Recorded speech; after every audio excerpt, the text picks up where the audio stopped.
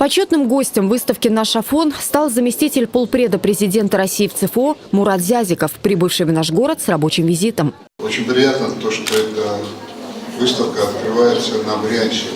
Я хочу вас всех, нас вместе поздравить с этим великим событием. Я не преувеличиваю. Можно перебирать все эпитеты в современном русском языке. Действительно великая очень выставка, очень красивая. Очень было приятно видеть молодежи очень много. И это только начало. Монашеский Афон является местом, куда уже сотни лет женщинам запрещен въезд. Выставка Осимиса – единственный законный способ прикоснуться к православному наследию Святой горы. Красота неописуемая.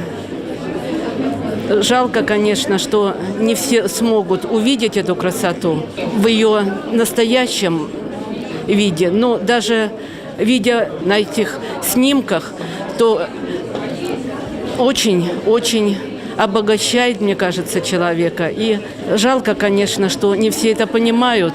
И лучше видеть красоту, чем стрелять, думать о плохом.